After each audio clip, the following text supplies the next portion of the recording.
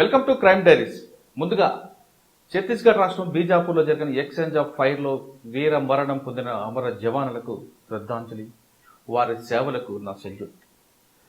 వాళ్ళు exchange of ఫైర్లో చనిపోయిన వాళ్ళ లోటు కుటుంబాలకే కాదు, సిఆర్పిఎఫ్తో పాటు లోకల్ పోలీసులకు కూడా తీరని లోటు. వాళ్ళ సేవలను దేశం ఎప్పుడు గుర్తుంచుకుంటుంది, దేశ చరిత్రలో వాళ్ళ పేర్లు చిరస్థాయిగా ఉండిపోతాయి. ఇక 1965 ఏప్రిల్ 9 గుజరాత్ రాష్ట్రం మన దేశ సరిహద్దుల్లో ఒక పెద్ద భీకరమైన యుద్ధం జరిగింది. ఆ యుద్ధంలో మనదే పైచేయి. దాని తర్వాత ఏప్రిల్ 9ని సిఆర్పిఎఫ్ ఎందుకు ఘనంగా జరుపుకుంటారు, ఆ రోజు జరిగిన సంఘటన ఏం జరిగింది, ఆ రోజు జరిగిన ధైర్య సాహసాలకి సిఆర్పిఎఫ్ ఎంతగా గుర్తుంచుకుంటుంది అనే విషయాలు మనతో మాట్లాడడానికి సిఆర్పిఎఫ్ డిఐజీ శ్రీనివాస్ గారు ఉన్నారు. శ్రీనివాస్ గారిని అడిగి 1965లో ఏం జరిగింది, ఎందుకు ఇంకా ఇప్పుడు కంటిన్యూ అవుతున్నాం, అసలు ఆ రోజు జరిగిన భీకరమైన వార ఎలా జరిగింది అనే విషయాల్ని ఆయన అడిగి తెలుస్తుంది. శ్రీనివాస్ గారు నమస్తే అండి. నమస్తే. శ్రీనివాస్ గారు, 1965 ఏప్రిల్ 9 గుజరాత్ రాష్ట్రంలో పాకిస్తాన్ సైనికులు మన మీద ఏ విధంగా దాడి చేశారు, మన వాళ్ళు ఏ విధంగా దాన్ని తిప్పుకొట్టారు, ఎంతమంది మన వాళ్ళు పట్టుకున్నారు, ఆ సంఘటనతో పాటు మీరు సిఆర్పిఎఫ్లోకి ఏ విధంగా వచ్చారు, మీ జర్నీ ఏ విధంగా జరిగింది, వాటితో పాటు నెక్స్ట్ జనరేషన్ సిఆర్పిఎఫ్లో రావాలనుకున్న వాళ్ళకి మీరు ఇచ్చే మెసేజ్. ముందుగా 1965 ఏప్రిల్ 9 ఏం జరిగింది ఒకసారి.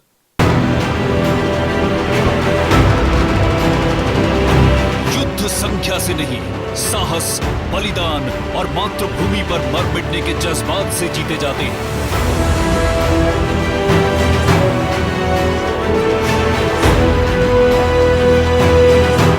केंद्रीय रिजर्व पुलिस बल की एक टुकड़ी ने पूरी पाकिस्तानी ब्रिगेड को परास्त कर भारत के कच्छ प्रांत पर कब्जा करना पाकिस्तानी सेना का एक ऐसा ख्वाब था जिसे वो हर हाल में पूरा करने को बेताब थी। అంటే 1965కి ఆ టైంలో పాకిస్తాన్ దగ్గర నుంచి బోర్డర్స్ దగ్గర చాలా మూమెంట్స్ అది నోటీస్ చేశారు. సో ఇండియా మీద అటాక్ జరిగే ఛాన్సెస్ ఎక్కువగా ఉన్నాయి అన్న ఇన్పుట్స్ రావడంతో ఒక 4 కంపెనీస్ ఆఫ్ 2nd బెటాలియన్ని రాన్ ఆఫ్ కచ్ దగ్గర సర్దార్ పోస్ట్ అంటారు, అక్కడ డిప్లాయ్ చేయడం జరిగింది. వాళ్ళ గతివిధులు ఏవైతే ఉంటాయో, పాకిస్తాన్ దగ్గర నుంచి ఎటువంటి ఇంట్రూడర్స్ కానీ ఏదైనా మూమెంట్స్ కానీ లోపలికి రాకుండా ఉండే ఉద్దేశంతో వాళ్ళని అక్కడ డిప్లాయ్ చేయడం జరిగింది. ఆ రోజుల్లో బోర్డర్ సెక్యూరిటీ ఫోర్సు 1965 1 డిసెంబర్ తర్వాత రావడం జరిగింది. సో సిఆర్పిఎఫ్ మొదట అన్ని విధులు కూడా చేస్తూ ఉండేది, ఇంటర్నల్ సెక్యూరిటీతో పాటు మిగతావన్నీ కూడా. సో ఈ విషయం ఎప్పుడైతే జరిగిందో ఆ 8th 9th April intervening night ఏదైతే ఉందో అప్పుడు ఒక brigade of Pakistan infantry brigade 51 అనమాట. ఒక బ్రిగేడ్ అంటేను మీకు కొంచెం ఇక్కడ తెలియాలంటేను 4 కంపెనీలు అంటే లేటెస్టే ఒక్కొక్క కంపెనీలో 80 మంది ఉంటే ఒక 300 మంది దాకా ఉంటారు. వేరేస్ ఒక బ్రిగేడ్ అంటే అలాంటిది 6 కంపెనీలు కలిపితే ఒక బెటాలియన్, 4 బెటాలియన్లు కలిపితే ఒక బ్రిగేడ్. అంటే చూడండి స్ట్రెంగ్త్లోనూ ఎంతలా తేడా ఉందో. అంటే 300 ఎగనెస్ట్ 4000 అనుకోవచ్చు మనం. అది కూడా వాళ్ళది regular army infantry. CRPF is paramilitary. వాళ్ళు ఒక ఉద్దేశం ఏంటంటే నలిపే వచ్చాను ఉద్దేశంతో వచ్చారు. ఇది ఎప్పుడైతే నోటీస్ చేయడం జరిగిందో సిఆర్పిఎఫ్ చాలా వైలెంట్గాను వాళ్ళ యొక్క అటాక్ని తిప్పుకొట్టింది. ఆ రాత్రి జరిగినటువంటి పోరాటంలోనూ వాళ్ళని ముందుకు రానివ్వకపోవడమే కాకుండా 34 మంది పాకిస్తానీలని చంపడం జరిగింది, కొంతమందిని క్యాప్చర్ చేశారు లైవ్లోను. ఈ యుద్ధంలోనూ ఒక 6 సిఆర్పిఎఫ్ వాళ్ళు కూడా షహీద్ అయ్యారు. సో ఇంత పెద్ద వ్యాలెంట్ యాక్షన్ని ఒక లిమిటెడ్ అమ్యునిషన్తో, ఇప్పుడు ఆర్మీ దగ్గర ఉండే అమ్యునిషన్ వేరు, పారామిలిటరీ ఫోర్సెస్ దగ్గర ఉండే అమ్యునిషన్ వేరు, డెస్పైట్ ఆల్ ద లిమిటేషన్స్ అపరిమితమైనటువంటి ధైర్య సాహసాలతో సిఆర్పిఎఫ్ 4 కంపెనీలు ఫైట్ చేసిన విధానాన్ని గుర్తుకు తెచ్చుకొని 9th ఏప్రిల్ని ఒక వేలర్ డే కింద సిఆర్పిఎఫ్లో సెలబ్రేట్ చేసుకోవడం జరుగుతూ ఉంటుంది. 9th ఏప్రిల్ ప్రతి సంవత్సరం జరుపుకుంటారు, ఎవ్రీ ఇయర్. ఆ కార్యక్రమం మన సదరన్ సెక్టార్ కాకుండా దేశవ్యాప్తంగా ఎక్కడెక్కడ జరుపుకుంటారు, లేదా మీరు చెప్పినట్టుగా ఎక్కడైతే వార్ జరిగిందో అక్కడ కూడా జరుపుకుంటారు? అంటే సర్దార్ పోస్ట్ ఎక్కడైతే ఉంటుందో అక్కడికి వెళ్ళి అక్కడికి వాళ్ళకి ట్రిబ్యూట్స్ అది పే చేస్తారు. ఏ లొకేషన్ అయితే జరిగిందో అక్కడికి. అదే కాకుండాను ఆల్ ఓవర్ ఇండియాలో CRPF, as you know that అన్ని స్టేట్స్లోనూ యూనియన్ టెరిటరీస్లోనూ ఉంది. వాటన్నిటిలో కూడాను ఇక్కడ ఈ రోజున అమరవీరులకు శ్రద్ధాంజలి ఘటించడం అయితేనేంటి, తర్వాత వాళ్ళకి ట్రిబ్యూట్స్ పే చేయడం, ఇలాంటివన్నీ కూడా చేయడం, కొన్ని ఫంక్షన్స్ ఆర్గనైజ్ చేయడం, ఇవి జరగడం జరుగుతుంది. సార్, సిఆర్పిఎఫ్ అన్నది పారామిలిటరీ ఫోర్స్ పెద్ద ఆర్గనైజేషన్. ఇక్కడ ఇందులో రావాలనుకున్న వాళ్ళు, దేశ సేవ చేయాలనుకున్న వాళ్ళు ఏ విధంగా ఎంటర్ అవ్వచ్చు? వాళ్ళకి మీరు ఇచ్చే సలహాలు ఏంటి? ఇక్కడికి వచ్చిన తర్వాత దేశానికి సేవ చేయడమే కాకుండా వాళ్ళకి ఏవైనా ఒకవేళ ఏదైనా కష్టం కానీ నష్టం కొనిస్తే ఈ వ్యవస్థ ఏ విధంగా వాళ్ళకి కాపాడుతుంది అనే ప్రశ్నకు సమాధానం చెప్పే ముందు ఒకసారి శ్రీనివాస్ గారు సిఆర్పిఎఫ్లో ఎందుకు రావాలనుకున్నారు, ఆయన జర్నీ చెప్పండి. నేను యాక్చువల్గా విజయనగరంలో చదువుకున్నాను. అండ్ సిఆర్పిఎఫ్ అంటే నేను ఆనెస్ట్లీ స్పీకింగ్ జాయిన్ అవుతున్నప్పుడు నాకు అవగాహన లేదు. 1990 ఇయర్లోనూ ఉదయ ఎగ్జామ్స్ ఇది రాయడం, 89-90 ఆ టైంలో గ్రాడ్యుయేషన్ అయిన తర్వాత కాంపిటేటివ్ ఎగ్జామినేషన్స్. ఆ టైంలో గ్రాడ్యుయేషన్ అయిన తర్వాత మాకున్న ఈ రోజుల్లో లాగా అదొక బ్లెస్సింగ్ ఇన్ డిస్గైజ్ అనండి ఏదనండి. సో డిగ్రీ అయిన వెంటనే ఏదో ఒక ప్రైవేట్ కంపెనీలో జాయిన్ అయ్యే పరిస్థితి లేదు కాబట్టి అనుకోండి, లేదా అంటే అందరూ కూడా గవర్నమెంట్ జాబ్స్ మీద ఆధారపడేవారు. సో కాంపిటేటివ్ ఎగ్జామ్స్ రాయడం మొదలు పెడుతూ ఉండేవారు. ఒకసారి నేను కాంపిటీషన్ సక్సెస్ రివ్యూ పొద్దున్న నుంచి సాయంత్రం దాకా లైబ్రరీలో టైం అవుతుండేది. అరౌండ్ 8 hours 10 hours మొత్తం అంతా లైబ్రరీలో వెళ్ళడం, కూర్చోవడం, చదవడం. కాంపిటీషన్ సక్సెస్ రివ్యూ మీద ఇప్పుడు ఇగో నేను మీరు కూర్చున్నట్టుగానే ఒక 3-4 ఐపీఎస్ ఆఫీసర్స్ కూర్చుని ఆ మధ్యలో ఇట్లా టేబుల్ పెట్టి జస్ట్ తాగుతున్నట్టు ఫోటో కనిపించింది. That was the time I decided that I should come to the uniformed organisation. So దానికి వస్తే దీని గురించి రావాలి. ఆ యూనిఫామ్లో ఉండే చార్ము, ఒక విధమైనటువంటి కనెక్ట్ అవ్వడం అంటారు చూసారా, ఆ విధంగా నేను దానికి కనెక్ట్ అయ్యాను. అప్పటి నుంచి నా ఫోకస్ అంతా కూడాను దీని మీద పెట్టడం జరిగింది. సో మాకు తెలిసిన ఒక సీనియర్ ఆఫీసరు సిఆర్పిఎఫ్లో పనిచేసిన అతను ఉంటుంటారు, విపి రావు గారు. సో ఆయన ఆ టైంలోనూ అంటే ఎస్పీ ర్యాంక్ అంటే సెకండ్ ఇన్ కమాండ్గా వర్క్ చేస్తుండేవారు. ఎన్ఎస్జీలో వాటిలో పనిచేశారు. నాకు ఒక విధమైనటువంటి మార్గదర్శకులు చెప్పాలంటే. ఆ టైంలో ఈ ఎగ్జామినేషన్ ఉందని చెప్పింది అతను, లేకపోతే తెలియడానికి అంత అవకాశం ఉండేది కాదు. సో ఆయన చెప్పారు ఈ ఎగ్జామినేషన్ ఒకటి ఉంటుంది, deputy superintendent of police, it is a class 1 group A officer rank. CRPF, BSF, ITBP వీటన్నిటికీ రాయడం జరుగుతుంది. Among them CRPF is really good, really best paramilitary oldest organisation అని చెప్పి. సో ఆ ఎగ్జామినేషన్ గురించి తయారీ నాది మొదలైంది. 89లోనే నేను అసలు ఎగ్జామ్ రాశాను. రాస్తూ వెళ్ళి దానికి మాకు ఒక 1 mile రేస్ ఉండేది. ఆ 1 mile రేస్లో పరిగెడుతున్నప్పుడు నేను ఎవరినో మా కలీగ్ని అడిగాను, అక్కడ ఏదో 1 mile రేస్ ఉంది పరిగెట్టాలి, నాకు ఎప్పుడు షూస్తో పరిగెట్టడం అలవాట్లేదు, చెప్పులు తీసి పరిగెట్టడమే కదా అలవాటు అంటే, అక్కడ కొత్తగా షూస్తో ట్రై చేయకు, చెప్పులు తీసే పరిగెట్టు అన్నాడు. సరే అని చెప్పేసి చెప్పులు తీసి మామూలుగా పరిగెడితే అది ఎగ్జామ్ కండక్ట్ చేస్తూ 2 గంటలు అయిపోయింది మధ్యాహ్నం వేలో. మొత్తం కాళ్ళంతా కాలిపోయి కింద ఎబ్రేడ్ అయిపోయింది అనమాట స్కిన్ అంతా. So although I completed the race, but subsequently 9 feet ditch అని ఇట్లాంటివన్నీ కూడా చేయాలి. దానికి మరి చేయలేకపోవడానికి అవకాశం లేకపోయింది. సో ఆ టైంలో నేను వెళ్ళినా సరే అది అవ్వలేదు. సో నెక్స్ట్ ఇయర్ మళ్ళీ నేను ఎగ్జామినేషన్ రావడం, I stood all India second in our competition. So ఆ విధంగాను CRPF deputy superintendent of police గాను ట్రైనింగ్ ఎక్కడ తీసుకున్నారు? మౌంట్ ఆబు. మా ట్రైనింగ్ అంతా మౌంట్ ఆబు. మేము మొత్తం మా బ్యాచ్ అంతా కలిపి 32 మంది ఆఫీసర్స్.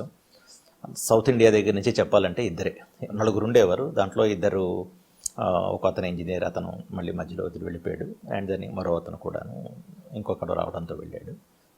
సో మిగతా అందరూ కూడా మొత్తం సౌత్, అది 2 ఆంధ్ర నుంచి చెప్పాలంటేను. అయితే మరో విషయం కూడా మీతో షేర్ చేసుకోవాలి. మీకు తెలుసు కోస్టల్ ఏరియాస్లో అంటే హిందీకి వాడికి సంబంధం ఉండదు బేసికల్లీ. హిందీ అస్సలు రాదు. సో ఫస్ట్ 3-4 months బేసిక్ ట్రైనింగ్లో హిందీ రాకపోవడం వల్ల కష్టాలు ఉంటాయి బేసికల్లీ. అంత ఈజీ కాదు. వాళ్ళు ట్యూషన్స్ అది పెడతారు, వాళ్ళు చెప్పడానికి చేసేస్తారు, కానీ మీరు మాట్లాడితే కానీ రాదు ఏదో. సో అవన్నీ అధిగమిస్తూ అక్కడ ఉన్నటువంటి నార్త్ ఇండియన్ ముఖ్యంగా వాళ్ళే కాబట్టి వాళ్ళ కల్చర్తో కలుస్తూ అక్కడ ఉన్నటువంటి అలవాట్లు చేసుకుంటూ, అది కాకుండా స్ట్రెన్యూట్ ఫిజికల్ ఎక్సర్సైజెస్ ఉంటాయి. వెపన్ ట్రైనింగ్ అయితేనేంటి, ఆ తర్వాత 40 కిలోమీటర్స్ రన్స్ అయితేనేంటి, 18 కిలోస్ వెయిట్తో పాటు ఇట్లాంటివన్నీ ఛాలెంజెస్, రాక్ క్లైంబింగ్స్ అయితేనేంటి, అది కాకుండా ఇండోర్ క్లాసెస్, ఒక 1 ఇయర్ పాటు ట్రైనింగ్ అంతా నడుస్తుంది. సో డిఫరెంట్ ఛాలెంజెస్ జేఎండ్కే అప్పట్లోనే ఉంది. ఈ ఎల్డబ్ల్యూ ఏరియా అంటే నక్సల్ ఏరియాలో ఉన్న ఛాలెంజెస్ అలాగే ఉన్నాయి. నార్త్ ఈస్ట్లో ఛాలెంజెస్ ఉంటూ ఉండేవి. వాటన్నిటికీ కూడా ఏ విధంగా డీల్ చేయాలన్నది చెప్పడం జరుగుతుంది. అప్పుడు మీకు డీసీ ఎవరండి? సిఆర్పిఎఫ్ అదే మీరు మౌంట్ ఆబు దీంట్లో చేస్తున్న డైరెక్టర్ ఎవరు ఉండేవారు? డీజీ గారు ఆ టైంలో డీజీ గారు సబర్వాల్ గారు అని చెప్పి ఉండేవారు. ఆయన మొదట్లో ఉండేవారు. ఓకే, ట్రైనింగ్ అయిన తర్వాత ఫస్ట్ పోస్టింగ్ ఎక్కడ ఇచ్చారండి? అంటే ఏ పెట్టాలి మీకు? నాది ఫస్ట్ పోస్టింగ్ కాశ్మీర్ అండి. ఓ, ఫస్ట్ పోస్టింగ్ కాశ్మీర్. అప్పటికే రగులుతుంది కాశ్మీర్కి. కాశ్మీర్ పోస్టింగ్కి వెళ్ళడం జరిగింది. అప్పట్లో చాలా ఎక్కువ ఉంటుంది ఆ టైంలో. అంటే ఇప్పుడు ఏదో వెహికల్ కనిపించేది, అది కూడా ఒక మా ఫోర్స్. కాశ్మీర్లో ఎక్కడ ఇచ్చారండి మీకు? పడండి శ్రీనగర్. శ్రీనగర్. ఓకే. సో అలాగా శ్రీనగర్ హెడ్ క్వార్టర్లో ఉంటూ మీరు ఎక్కడ?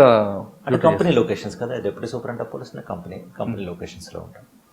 అక్కడ ఉన్నటువంటి యాంటీ మిలిటెంట్ ఆపరేషన్స్ వాటిల్లో పార్టిసిపేట్ చేయడం, అది స్టార్టింగ్తో ఆ విధంగా మొదలైన జర్నీ అన్నమాట. మీరు ఫస్ట్ పాల్గొన్న ఆపరేషన్ ఏదండి? ఆపరేషన్స్ 1-2 కాదు. అంటే మీరు ఎప్పుడైతే పనిచేయడం మొదలు పెడుతూ ఉంటారో న్యాచురల్గా నేను చాలానే జరుగుతూ ఉంటాను. అంటే మీకు బాగా గుర్తుండిపోయిన ఆపరేషన్ అని ఉందా? ఎక్కువగా ఫ్రైడే నైట్ ఎక్కువ ఆపరేషన్లు అవుతుంటాయి కదా? అదేం లేదు. లేదా? అదేం లేదు. It's not like that. అంటే ఫ్రైడే నాట్ డిప్లాయ్మెంట్ ఎక్కువ ఉంటుంది.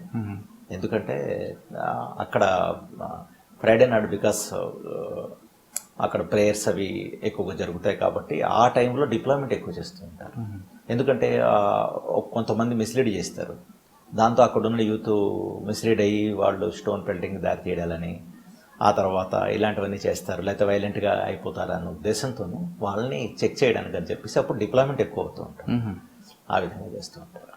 ఏదైనా ఇన్సిడెంట్స్ అంటే మాత్రం జనరల్గా ఎలా అవుతూ ఉంటాయంటే కొన్ని ప్రామినెంట్ డేస్ ఉంటాయి. లైక్ ఆగస్ట్ 15 రిపబ్లిక్ డే, ఆ తర్వాత వాళ్ళ దాంట్లో ఎవరైనా పెద్ద మిలిటెంట్ చచ్చిపోయిన రోజు ఏదైతే చంపిన రోజు ఏదైతే ఉంటుందో వాళ్ళని గుర్తుకు తెచ్చుకొని చేయడం అని చెప్పేసి, ఇలాంటి రోజుల్లో వాళ్ళు ఖచ్చితంగా కూడా ఏదో ఒకటి చేద్దాం. ఇప్పుడు మీరు చెప్పిన రీజన్తో పాటు ఇండియా పాకిస్తాన్ మ్యాచ్లో ఇండియా గెలిచినప్పుడు కూడా జరుగుతుంటాయి కదా? అంటే ఎలా ఉంటుందంటే వాళ్ళు అంటే సెలబ్రేట్ పాకిస్తాన్ గెలిస్తే కొంతమంది అక్కడ ఉన్నటువంటి గ్రూప్స్ దాన్ని సెలబ్రేట్ చేసుకుంటాయి. ఇండియా గెలిస్తే ఫ్రస్ట్రేట్ అవుతాయి. ఎందుకంటే అక్కడ ఉన్నటువంటి అందరూ అని కాదు, అది ఒక గ్రూప్, కొంతమంది వాళ్ళు సెంటిమెంటల్లీ పాకిస్తాన్ సపోర్ట్ చేస్తూ ఉంటుంది కాబట్టి వాళ్ళు. మీ శ్రీనగర్లో ఎంతకాలం పనిచేశారండి? ఆ తర్వాత నాది నెక్స్ట్ అక్కడ నుంచి బయలుదేరి పంజాబ్ వెళ్ళడం జరిగింది. ఓకే. శ్రీనగర్లో ఎక్కువగా లాల్ చౌక్ అనే ఏరియాలో ఎక్కువ కమ్యూనిటీలో అవ్వడానికి ఎందుకు ఆస్కారం ఉంటుందండి? అక్కడొకటి కనిపిస్తుంది, ఎయిర్పోర్ట్ దగ్గర కూడా కనిపిస్తుంటుంది. అది ఏదో మీరు అంటే జనరల్గా పబ్లిక్ ఏదో ఇట్లాగా అని కానీ, బట్ అదర్వైజ్ లాల్ చౌక్లో గ్రెనేడ్ ఇన్సిడెంట్స్ అవుతూ ఉంటాయి, గ్రెనేడ్లు విసురుతూ ఉంటారు. ఇట్లాంటి ఎందుకు పర్టికులర్గా ఆ ప్రాంతం? అంటే లేదు, అది అంటే మీరు there are certain, Srinagar capital కదా, క్యాపిటల్లో ఏదైనా సరే ఒక ప్లేస్లో జరిగితే దానికి ఎక్కువగా ఇంపార్టెన్స్ అన్నది ఆటోమేటిక్గా కాన్సన్ట్రేట్ అయ్యి అట్రాక్టివ్గా ఉంటూ ఉంటుంది. దాన్ని దృష్టిలో పెట్టుకొని మీకు లాల్ చౌక్లోనూ ఇన్సిడెంట్స్ జరిగాయనో లేకపోతే అక్కడ బాగా జరిగిందన్న ఉద్దేశంతోనూ ఇవన్నీ అవుతూ ఉంటాయి. కానీ బట్ అదర్వైజ్ రూరల్ ఏరియాస్లో ఎక్కువ జరుగుతూ ఉంటాయి. క్యాపిటల్ శ్రీనగర్, క్యాపిటల్ కంటే ఎక్కువగా మీకు పుల్వామా అని ఫర్ ఎగ్జాంపుల్ అదర్ ఏరియాస్లో అన్నీ ఉంటూ ఉంటాయి.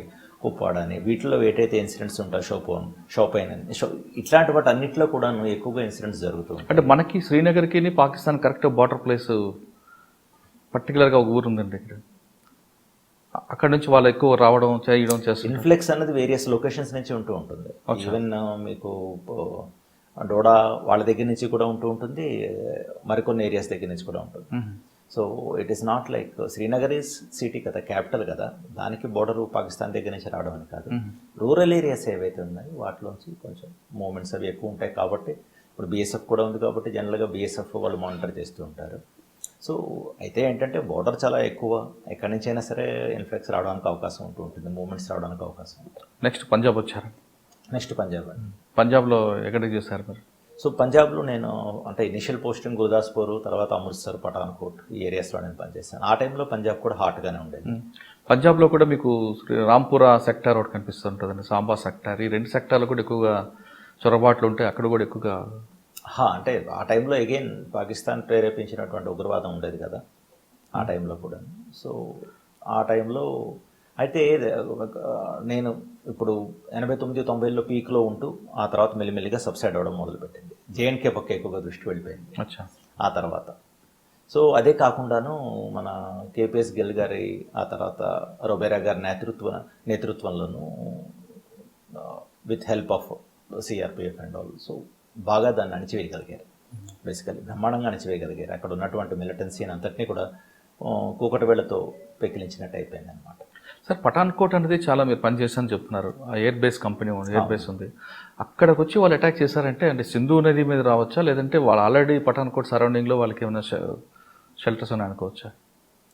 పఠాన్కోట్లో షెల్టర్స్ ఏముంటాయి అంటే వచ్చినప్పుడు క్రాస్ బోర్డర్ టెర్రరిజం అనేది ఎలా ఉంటుందంటే ఇన్ఫిల్ట్రేట్ అవ్వడానికి చాలా మార్గాలు ఉంటాయి. మీకు ఫర్ ఎగ్జాంపుల్ అమృత్సర్ తీసుకోండి, అక్కడ మీకు వాఘా బోర్డర్ దగ్గర, అంటే అక్కడి నుంచి వస్తారని కాదు, వాఘా బోర్డర్ అక్కడి నుంచి మీకు లాహోర్ వెళ్ళాలంటే చాలా దగ్గర టైం పడుతుంది. సో మనిషిని ఇన్ఫిల్ట్రేట్ అవ్వాలి అంటే, చొరబాటుదారులు ఇన్ఫిల్ట్రేట్ అవ్వాలి అంటే వాళ్ళకి అనేక మార్గాలు ఉంటాయి. వాటి నుంచి రావడానికి ఆ రోజుల్లో చెప్పాలంటే, ఇంకా అంటే ఈ రోజుల్లో అయితే ఫెన్సింగ్లు ఇవి అన్నీ ఎక్కువయ్యాయి, కానీ మొదట్లో అవి కూడా అంతగా లేవు. సో ఇన్ఫిల్ట్రేట్ అవ్వడం మన దగ్గర ఇప్పుడు 25,000 కిలోమీటర్ల బోర్డర్ అన్ని మీరు ఒక్కొక్క 100 మీటర్లకి ఒక్కొక్క మనిషిని నించోపెట్టలేరు. సో ఉన్న మన ఫోర్సెస్లోనే మనం దాన్ని. సార్, 25 కిలోమీటర్ల బార్డర్ అప్పటికి ఇప్పటికి అంతే ఉందనుకుందాం. మీరు చార్జ్ తీసుకున్న టైంలో అమృత్సర్లో 25 కిలోమీటర్ బార్డర్కి అంటే నేను అలా అనలేదు. జనరల్గా మొత్తం మన దేశం చూసుకుంటే అలా కాదండి, నాకు క్వశ్చన్ అది కాదు. అమృత్సర్ ఏరియాలో జనరల్ క్వశ్చన్ అడుగుతున్నాను, మీ పర్టికులర్గా మీ గురించి కాదు. 25 కిలోమీటర్ బార్డర్ కంటే కిలోమీటర్కి ఒకరు ఉంటారా, లేదా 10 కిలోమీటర్స్? అలా కాదు, కిలోమీటర్కి ఒకళ్ళు, 2 కిలోమీటర్కి ఒకళ్ళు అని కాదు. Basically first of all like border security force చేస్తుంది కాబట్టి ఈ విషయంలో నేను మీకు ఇచ్చిన వివరణ నేను ఇవ్వలేను. Basically I'm not right person to tell అబౌట్కి ఎలా ఉంటారు. That is completely all the borders are controlled by the border security force. వాళ్ళే చూస్తారు. మాకు బోర్డర్ని గార్డ్ చేయడం is not the CRPF duty. CRPF duties only the internal security అనమాట. ఆ విధంగా చూస్తూ ఉంటారు. అదర్వైజ్ ఏంటంటే ఎక్కడెక్కడైతే చొరబాటుదారులు ఎక్కువగా ఉండే అవకాశం ఉంటుందో నార్మల్గా అక్కడ డిప్లాయ్మెంట్ ఎక్కువ ఉంటుంది. It is not a yard స్టిక్కి 1 కిలోమీటర్కి ఒక మనిషి ఉంటారు, అలా కాదు. పెట్రోలింగ్ నడుస్తూ ఉంటుంది, గార్డ్స్ వేరేగా ఉంటారు, హై టవర్స్ వేరేగా ఉంటాయి. ఇది నార్మల్ విషయం అన్నమాట. అంటే మీరు అమృత్సర్ ఎంతకాలం పనిచేస్తారంటే మీరున్న టైంలో ఎప్పుడైనా? 2 years ఉన్నాయి. 2 years? 2 years ఉన్నాయి. ఆ 2 yearsలో మీరు ఎంతమందిని పట్టుకున్నారు, లేదంటే ఆపరేషన్స్ గుర్తున్నాయి మీకు? ఆపరేషన్స్ కాశ్మీర్లోనే అయ్యాయి, ఆపరేషన్స్ ఇక్కడ అయ్యాయి. So as I told like without conducting operations and all, అంటే అందులోకి when your youngster your automatically you start participating in various encounters and all. So అవన్నీ కొంచెం అది డిస్కస్ చేస్తే బాగుంది. సార్, అమృత్సర్ తర్వాత ఎక్కడికి వచ్చారండి? సార్, పంజాబ్ తర్వాత? నేను పంజాబ్ తర్వాత then I got posted to Madras, Tamil Nadu. అదే ఇక్కడ నుంచి అట్లా వచ్చారు. ఇక్కడ వాతావరణం వేరు, అక్కడ వాతావరణం వేరు. ఇక్కడ మీకు హిందీ వచ్చింది, అక్కడ తమిళ కదా నేర్చుకున్నారా మరి? అది అక్కర్లేదు, తమిళ్ చిన్న చితక ఏదో మాట్లాడడమే తప్ప. బట్ అదర్వైజ్ మాది మోస్ట్లీ హిందీ బేస్డ్ కాబట్టి ఇబ్బంది ఏమి ఉండదు. తమిళనాడులో ఎక్కడ ఉన్నారండి? తమిళనాడు మద్రాస్ ఉన్నాను నేను. అక్కడే అక్కడ వి యూజ్ టు అంటే అవి చాలా సెన్సిటివ్ డ్యూటీస్ ఉంటాయి. బేసికల్లీ ఏంటంటే we use to guard the prisons there. Prisons ఏవైతే ఉండేవో వాటిని గార్డ్ చేస్తూ ఉండేవాళ్ళం. అండ్ సెంట్రల్ ప్రెసిడెంట్ చెన్నై అని చెప్పేసి వాటిలో అంటే అప్పుడు ఆ టైంలో ఏమైందంటే రాజీవ్ గాంధీ అసాసినేషన్ చేసినటువంటి ప్రిజనర్స్ ఎల్టీటీ అసాసినేట్ చేస్తే వాళ్ళందరినీ తీసుకొచ్చి మన దగ్గర ఉన్నటువంటి జైల్లో బంధించడం జరిగింది. సో వాళ్ళు పారిపోకుండా, వాళ్ళు తప్పించుకోకుండా, అదే నళిని వాళ్ళందరూ ఉన్నారు, వాళ్ళందరినీ ఒక దగ్గర పెట్టి ఇప్పుడు వాళ్ళని తీసుకొని వెళ్ళి చేయాలంటే కోర్టుకి వాటికి చాలా కష్టం అవుతుంది. కాబట్టి డిస్ట్రిక్ట్ జడ్జెస్ వాళ్ళు వచ్చే ఇవన్నీ దాన్ని ఏమంటారు, వాళ్ళని విచారించడం అని, అలాంటివన్నీ చేస్తూ ఉండేవారు. సో ఆ జైలుకి పూనమల్లి జైలు అని ఉండేది, ఆ జైలుకి మేము ప్రొటెక్షన్ ఇస్తూ ఉండేవాళ్ళం అనమాట. అండ్ అవుటర్ లేయర్ అని, అవుటర్ ప్రొటెక్షన్ అని, ఇన్నర్ కార్డన్ అని, అలాంగ్ విత్ తమిళనాడు పోలీస్.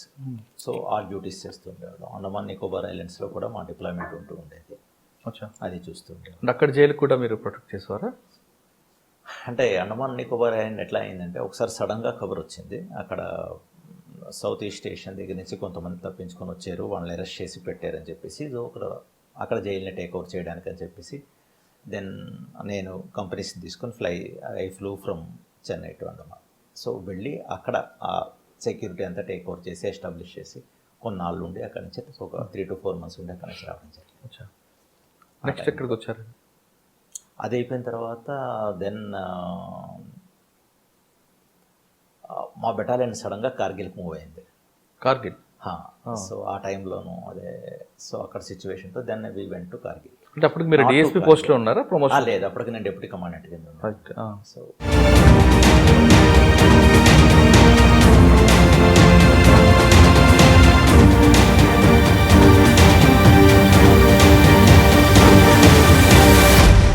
ఆ టైంలో నేను అప్పుడు 99 కార్గిల్కి వెళ్ళిపోవడం జరిగింది. కార్గిల్ అంటే because of the Kargil I went to ఈ ఉదంపూర్ డిస్ట్రిక్ట్లో నేను మీకు కొన్ని లొకేషన్స్ ఉంటాయి అన్నమాట. అవి అక్కడికి వెళ్ళి, అంటే ఇప్పుడు ఉదంపూర్ దగ్గర నుంచి రియాసీ నుంచి ఇంకా ముందుకు వెళ్తుంటే మీకు ధర్మాడి అని ఇటువంటి లొకేషన్స్ కొన్ని ఉంటాయి, జ్యోతిపురం అని, అక్కడ ఈవెన్ అక్కడ మా బెటాలియన్ నుండి అక్కడి నుంచి కంపెనీస్ని మేము బీఎస్ఎఫ్ ఏంటంటే, బీఎస్ఎఫ్ అసోసియేషన్ ఎట్లా ఉంటుందంటే, బీఎస్ఎఫ్ ఆర్మీతో ఎక్కువ పనిచేస్తుంది, బీఎస్ఎఫ్ ఆర్మీతో ఎక్కువ పనిచేస్తుంటుంది, అంటే వాళ్ళతో ఎఫిలియేషన్ ఎక్కువగా ఉంటుంది. మాది CRPF with local police affiliation ఎక్కువ ఉంటుంది. కానీ that was a rare situation where the Kargil war broke out. So because of that reason ఆర్మీతో జాయిన్ అవ్వడానికి the BSF has gone to join army. So BSF పోస్టులు ఏవైతే ఉన్నాయో those post were taken over by CRPF to my battalion. అవన్నీ 2 రోజుల ప్రయాణం నడకుండేది, కొండలెక్కి నార్కోట్ అని, ప్రాన్కోట్ అని, సల్దార్ అని, ఇవన్నీ ఏంటంటే ఒకరోజు మీరు బయలుదేరితే 2 రోజుల తర్వాత నడుచుకొని అక్కడికి వెళ్ళేవారు. అలాగే నేను అన్నిటికీ వెళ్ళి టేక్ ఓవర్ చేయడం, అక్కడ సెక్యూరిటీ చూడడం చేయడం జరిగింది. That was the toughest kind of place in my entire service. అంటే not very easy, very difficult. Sir Kargil వార్లో మీ కంట్రిబ్యూషన్ ఏంటండి? కార్గిల్ వార్లో కంట్రిబ్యూషన్ అనే కంటే, అంటే వార్ అంటే ఎగ్జాక్ట్ వార్ కంట్రిబ్యూషన్ ఉంటుంది, దాంట్లోనూ పనిచేసింది అంత ఆర్మీ బేసికలీ. సో సిఆర్పిఎఫ్ అన్నది it's played a supporting role as a set దట్కి బీఎస్ఎఫ్ అని రిలీవ్ చేయడం. అంటే ఎప్పుడైతే వార్లో అందరూ ఎక్కువగా ఇన్వాల్వ్ అయిపోతారో మిగతా ప్లేస్ అన్ని వల్నరబుల్ అయిపోతాయి కదా, అక్కడ నుంచి ఇన్ఫిల్ట్రేషన్ ఎక్కువగా ఉండొచ్చు, వాటన్నిటిని ప్రొటెక్ట్ చేయడం, రెగ్యులర్ మిలిటెంట్ ఆపరేషన్స్ ఉంటూ ఉంటాయి, వాటిని కండక్ట్ చేయడం, ఇవన్నీ చేయలేదనుకోండి ఇంటర్నల్ సెక్యూరిటీ దెబ్బతినేస్తుంది. సో దాన్ని కంట్రోల్ చేయడంలోనే మాది. అంటే ఆ టైంలో మేము మద్రాసు నుంచి అక్కడికి వెళ్ళి అక్కడ ఉన్న సిచ్యువేషన్ అంతటిని టేక్ ఓవర్ చేయడం జరిగింది. సో సాధారణంగా మీరు చెప్తున్నట్టుగా మద్రాసులో మీరు ఉన్నారు, మీకు ఒక యూనిట్ ఉంది, వార్ జరుగుతుందని మీకు మెసేజ్ వచ్చింది అనుకోండి, ఎంత టైంలో మీరు ప్రిపేర్ అయ్యి ఎంత టైంలో రీచ్ అవ్వాలి? మా దాంట్లో మీరు రేపు అంటే రేపు, బెటాలియన్ విల్ మూవ్ టుమారో అంటే it will move tomorrow, next moment అంటే నెక్స్ట్ మూమెంట్ అలాగే జరిగింది. దాని జస్ట్ ట్రైన్ అరేంజ్ అవ్వడం అంతే. స్పెషల్ ట్రైన్స్ అరేంజ్ అవుతాయి, ఫ్లైట్ అయితే ఫ్లైట్, ఒకసారి మూవ్ అవ్వాలంటే మూవ్ అవ్వాలి. అంటే కనీసం 1 hour గ్యాప్ ఇస్తారా మూవ్ అవడానికి?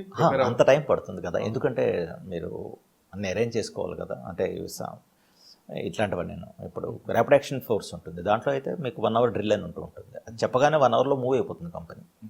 దానికి మాత్రమే 1 hour ఉంటుంది, ఎందుకంటే వాళ్ళు చెప్పడం ఏంటి, వాళ్ళ టీం వస్తారు, వచ్చి అన్నీ ప్రిపేర్ అయిన ఉన్న దాంట్లోనూ ఎక్కడైతే కమ్యూనల్ డెట్స్ అవుతాయి అక్కడికి వెంటనే రష్ చేయడం జరుగుతుంది.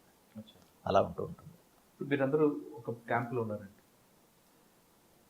మార్నింగ్ ఏదో డ్రిల్ అయింది, తర్వాత కొంచెం రిలాక్స్ అవుతున్న టైంలో మీకు మెసేజ్ వస్తుంది. ఆ మెసేజ్ ఏ విధంగా వస్తుంది? ఒకవేళ వారికి ప్రిపేర్ అవ్వాలనుకుంటే? వారికి ప్రిపేర్ అవ్వడం అని కాదు, మీ నీడ్స్ అక్కడ ఉన్నాయి అన్నప్పుడు అదే battalion will move there, I mean అక్కడికి మూవ్ అవుతారు, అక్కడికి మీరు టేక్ ఓవర్ చేస్తారు, ఇట్లాగా అని చెప్పి. అక్కడ ఎవరికి రిపోర్ట్ చేయాల్సి వస్తుంది?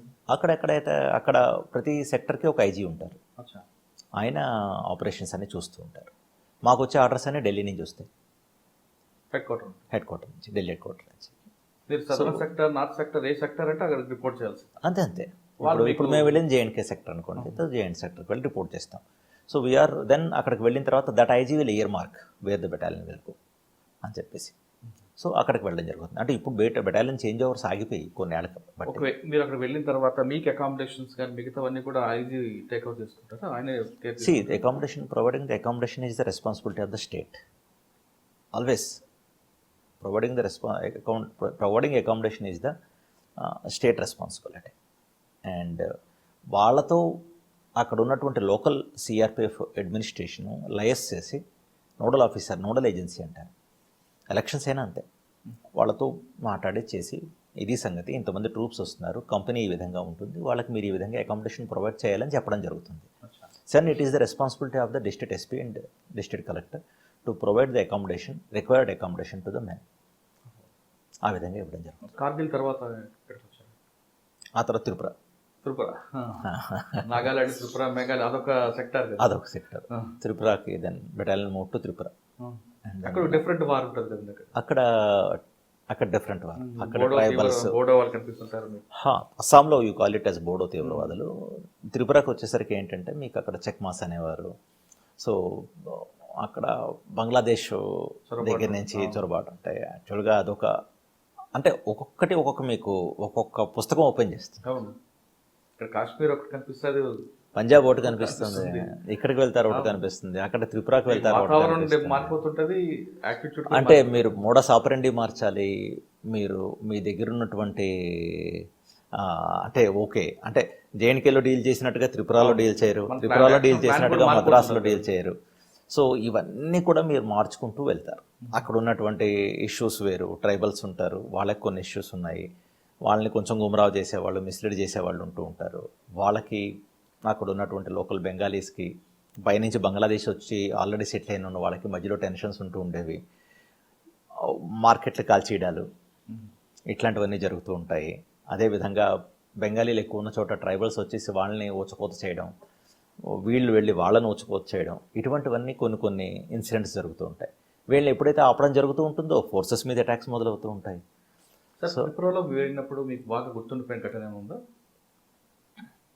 ఒకసారి లవ్ బజార్ అని ఒక బజార్ని కాల్చేశారు కంప్లీట్గాను. సో బై ద టైం అది మేము అక్కడే పక్కనే ఉంటూ ఉండేవాళ్ళం, కిలా అనే ఒక లొకేషన్స్లోను. అది అగైన్ అక్కడి నుంచి పరిగెట్టుకు వెళ్ళి అక్కడ ఉన్న మనుషుల్ని సేవ్ చేసి, ఇళ్ళు బజార్తో పాటు అక్కడ మనుషులు వాటిని అంటే వాళ్ళందరినీ సేవ్ చేసి తీసుకురావడం. కాల్ చేసిన వాళ్ళు వెళ్ళిపోతారు, అక్కడ లేరు, మాకు కూడా అంత దగ్గరగా లేదు. సో ఇవన్నీ కూడా అంటే సేవింగ్ లైఫ్. అంటే దెర్ ఆర్ 2 things అండి. ఒకటి ఏంటంటే మిలిటెంట్ని మట్టు పెట్టడం, ఇంకోటి ఏంటంటే ఒక లైఫ్ని సేవ్ చేయడం. If you talk which is more important, I say that saving life is more important then suddenly killing a militant. ఎందుకంటే ఒక మనిషి ప్రాణం అన్నది చాలా ఇంపార్టెంట్. అందులోకి సివిలియన్స్, వాళ్ళని ప్రొటెక్ట్ చేయడం, వరదలు అవనేయండి, లేదా అంటే ఇటువంటి ఇన్సిడెంట్స్, ఫైర్ ఇన్సిడెంట్స్లో లైఫ్ని సేవ్ చేయడం అనేయండి, లేదా అంటే ఎవరినైనా హోస్టేజ్గా చేస్తే అక్కడి నుంచి వాళ్ళని సేవ్ చేసుకొని రావడం అనేయండి. ఇలాంటివన్నీ వెరీ వెరీ సెన్సిటివ్ డ్యూటీస్. కళ్ళు మూసుకొని కాల్చేసేది కాదు. అంటే ఏదో సరే అంటే కళ్ళు మూసుకొని అంటే నా ఉద్దేశం, మీరు అటుపక్క ఏముందో తెలియదు, అటు నుంచి ఫైర్ వస్తున్నది, ఇటు నుంచి మీరు ఫైర్ చేస్తున్నారు. సో అది దాంట్లో మీరు పెద్దగా ఆలోచించాల్సిన పని లేదు. ఆ అటుపక్క మిలిటెంట్ ఉన్నాడు, కొలాటరల్ డ్యామేజ్కి అవకాశం లేదు అనుకుంటే ఆరామ్సే ఫైర్ చేసుకుంటూ వెళ్ళిపోవచ్చు. అలా కాకుండా ఎప్పుడైతే మీకు సిచ్యువేషన్లోనూ పిల్లలు, ఆడవాళ్ళు, సివిలియన్స్ ఉన్నారు, అలాంటప్పుడు మీరు అట్నుంచి ఫైర్ వచ్చినా సరే దాన్ని వాళ్ళకి కొలాటరల్ డ్యామేజ్లో వాళ్ళకి మిగతా ఇంకే డ్యామేజ్ జరగకుండా మిలిటెంట్ మాత్రమే అటాక్ చేస్తూ చంపడం అన్నది, లేకపోతే వాళ్ళని మాత్రమే టార్గెట్ చేయడం, రిటాలియేట్ చేస్తూ అన్నది చాలా పెద్ద ఛాలెంజ్. చాలా మనకు రెస్పాన్సిబిలిటీ ఉంది, వాళ్ళకి లేదు.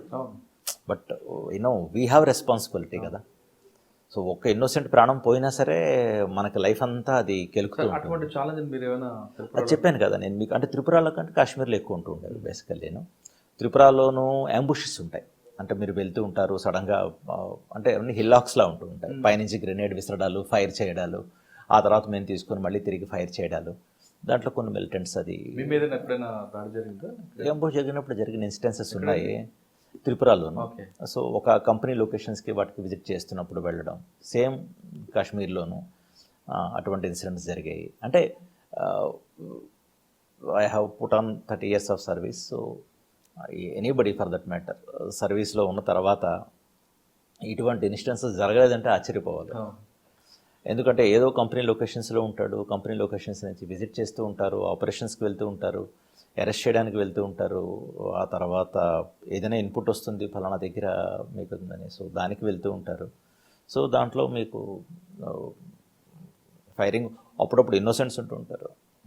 ఒకసారి వచ్చిన ఇన్పుట్ ప్రకారంగా చూస్తే ఇంకా క్లియర్గా దాంట్లో మనుషులు ఉన్నారండి, మీరు ఇంకా మిలిటెంట్లే ఉన్నారు, మీరు ఇంకా ఫైర్ చేసేయచ్చు అంటే ఐ సెడ్ దట్ అట్ నుంచి ఫైర్ వస్తే కానీ నేను ఫైర్ చేయను. First I would like to satisfy myself కి ఎవరు ఉన్నారు ఏంటి సంగతి అని ఛాలెంజ్ చేస్తాము, చూద్దాం, let us go by book, let us not go by instinct అని చూసేసరికి దాంట్లో మిలిటెంట్ ఉండేవాడు, వాడు పారిపోయాడు, ఉండేది ఒక ఫ్యామిలీ ఉంది. మీరు అట్నుంచి వాడు ఫైర్ చేశాడు, నేనే కానీ ఇట్నుంచి అటుపక్క చూడకుండా ఫైర్ చేసి ఉంటే ఆ సివిల్ ఎవరినైతే వాడు హోస్ట్ షెల్టర్ తీసుకున్నాడు, ఐ కెన్ సే దాట్, వాళ్ళు లాస్ అయిపోయేవారు, వాడు ఫ్యామిలీ ఉంది అక్కడ. So by God's grace I didn't fire around. Otherwise వాడు ఇప్పుడు ఏం చేస్తారు, ఇప్పుడు ఇది ఇల్లు ఉంది, ఇక్కడ నుంచి మీరు ఫైర్ దందనం చేశారు రెండు, అక్కడ నుంచి వచ్చిన వాళ్ళు కూడా ఫైర్ చేస్తారు, లోపల ఈ ఫ్యామిలీని హోస్టేజ్ అయినా కానీ షెల్టర్ కింద కానీ పెట్టారంటే ఆ ఫ్యామిలీకి కూడా ఒకసారి జరుగుతుంది. అందువల్ల ఆపరేషన్స్లో ఏం చేస్తామంటే సివిలియన్స్ అందరినీ ఎవాక్యువేట్ చేస్తాం. సపోజ్ ఫలానా బిల్డింగ్ దగ్గర ఏదైనా ఆపరేషన్ ఉంది అంటే ఫస్ట్ సివిలియన్స్ అందరినీ సేఫ్ ప్లేస్లోకి తీసుకెళ్ళడం జరుగుతుంది, వాళ్ళకి ఎటువంటి ఆపద రాకుండా. ఈ అటాక్లో ఎందుకంటే బుల్లెట్ అన్నది ఎవరికైనా తగులుతుంది, సో వీళ్ళని ఎలిమినేట్ చేసే పద్ధతిలో వాళ్ళకి ఏదైనా ప్రాణ నష్టం జరుగుతుందేమో అని చెప్పేసి చుట్టుపక్కల ఉన్న సివిలియన్ అందరినీ సేఫ్ ప్లేస్లోకి తీసుకెళ్ళిన తర్వాత మాత్రమే హౌస్ని ఎక్కడైతే మిలిటెంట్స్ దాక్కున్నారో వాళ్ళని టార్గెట్ చేయడం జరుగుతుంది. సో అంటే you need to have, fire చేయకపోతే ఒక సమస్య, మీరుండరు, చేసినప్పుడు you have to be very very careful, collateral డ్యామేజ్లు జరగకుండా వాళ్ళు మాత్రమే జరిగి ప్రాణ నష్టం ఇట్లా ఇవన్నీ చూసుకుంటూ కత్తి మీద సాము అంటారు చూసారు, అట్లాంటివి. సార్ త్రిపురలో ఎంతకాలం పనిచేశారు? త్రిపురలో నేను బాగానే ఉన్నానండి, 4 years ఉన్నాను, 4 years 5 years. మీకు అక్కడే ప్రమోషన్ వచ్చిందా? అక్కడి నుంచి నేను ప్రమోషన్లో నేను అప్పుడు అంటే ఈ మధ్యలోనే నేను యునైటెడ్ నేషన్స్కి వెళ్ళాను, మిషన్ కొసోవోకి వెళ్ళాను.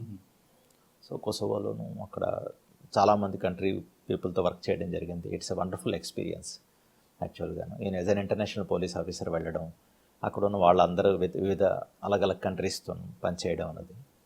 సో అదే టైంలో గౌతమ్ సాంగ్ గారు కూడా వచ్చినట్టున్నారు కదండి? ఆయన కరెక్ట్గా చెప్పారు. ఆయన he went as a chief to UN మిషన్కి వెళ్ళడం జరిగింది, but he did not go to Kosovo, he went to some other country, మరో దేశానికి వెళ్ళడం జరిగింది. అండ్ దెన్ ఆయన వెళ్ళారు, ఆయన కూడా వెళ్ళారు గౌతమ్ గారు. ఆయన నా బాస్గా ఉండేవారు. When I was commandant, he was range my DAG range. విశాఖపట్నంలో నేను కమాండెంట్గా ఉండేవాడిని, ఆయన రేంజ్ డిఏజీ ఇక్కడ హైదరాబాద్లో ఉంటారు. సార్ మీరు త్రిపుర, మనం కొసావో నుంచి త్రిపుర వచ్చినట్లన్నారు.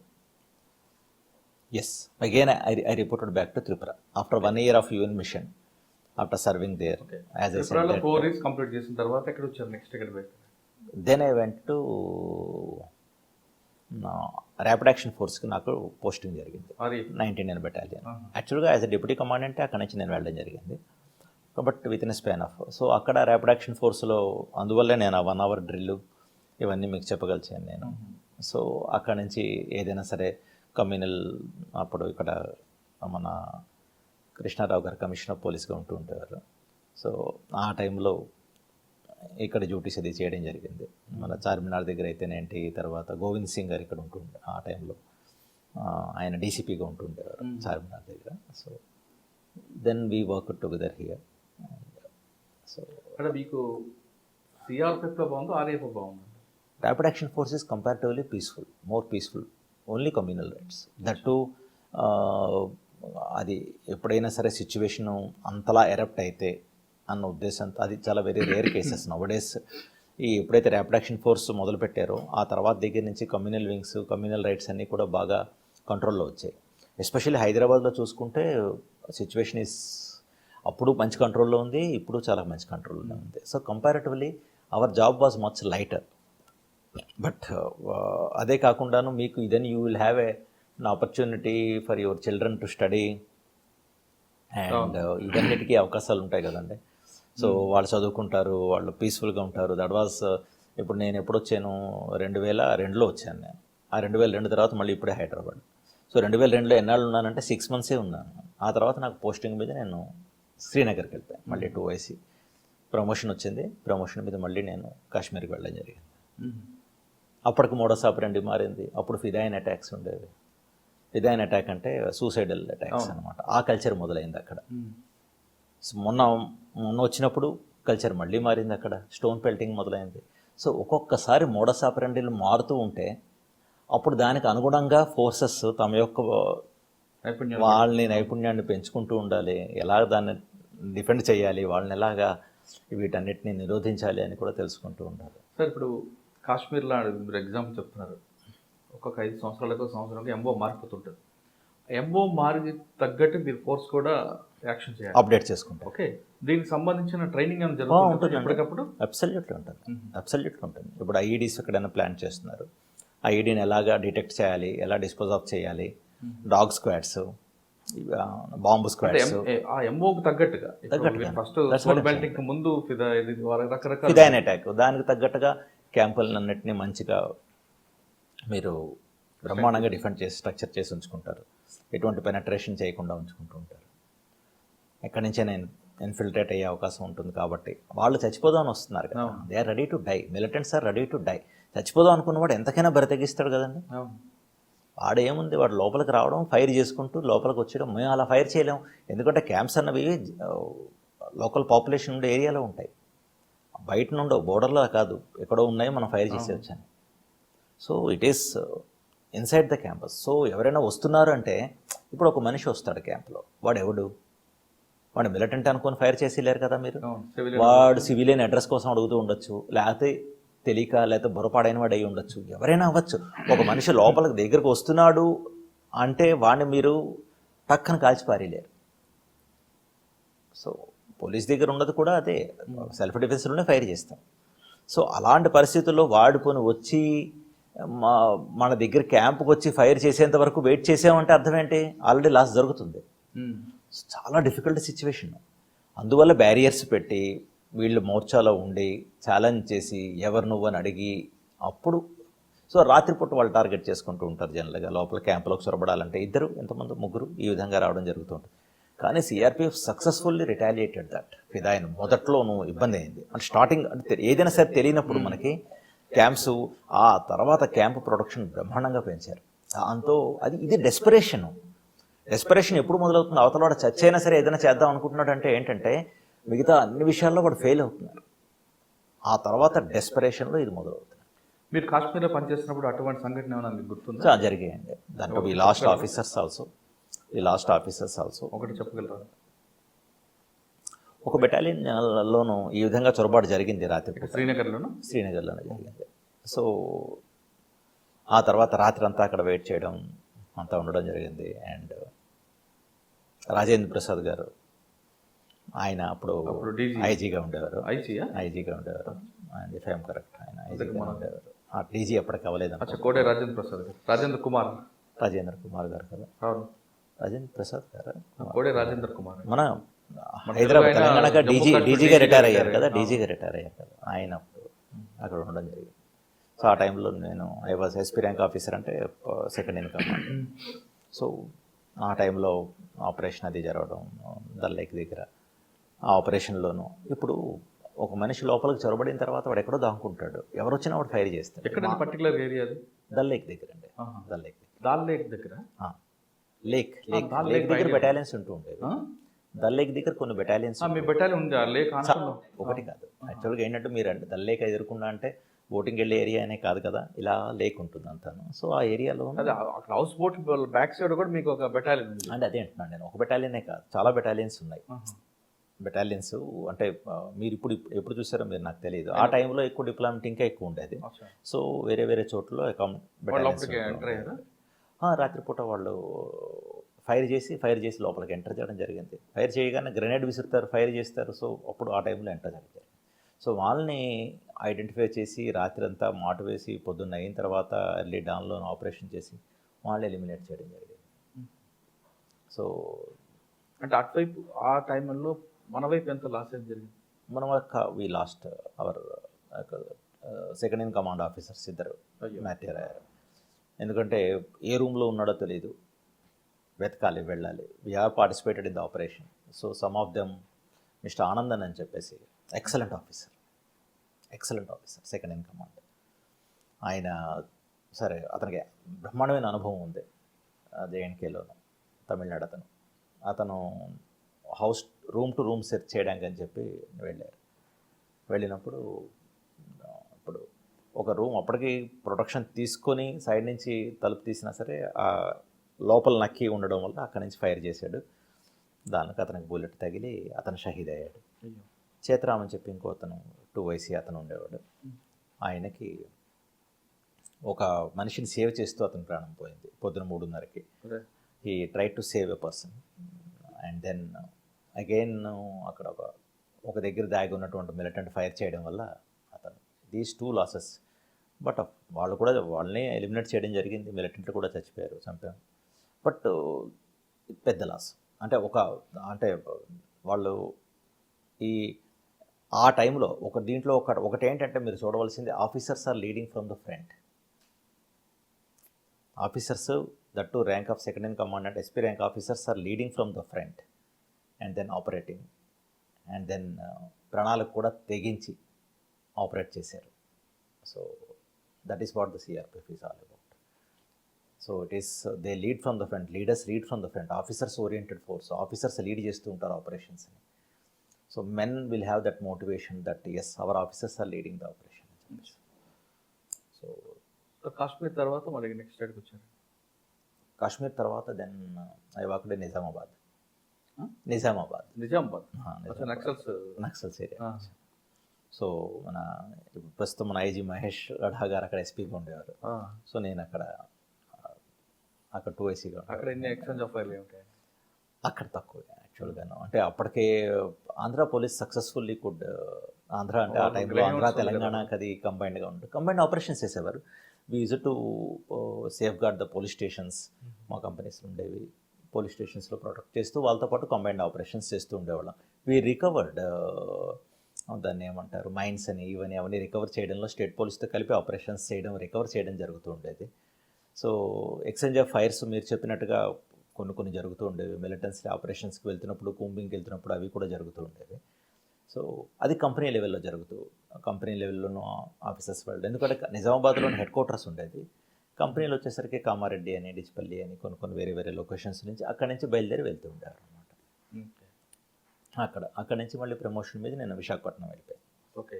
దట్ వాస్ అక్కడ ఆంధ్ర ఒరిస్సా బోర్డర్. కరెక్ట్గా చెప్పారు అది. అప్పుడు అక్కడ Andhra Orissa border as a commandant. Then అక్కడ మా రేంజ్ DIGగా మన గౌతమ్ సావంత్ గారు ఉండేవారు. ఆయనతో పనిచేయడం ఒక మంచి ఎక్స్పీరియన్స్. అతనికి ఉన్నటువంటి అనుభవం అపారమైంది. So then I was benefited from that local officer and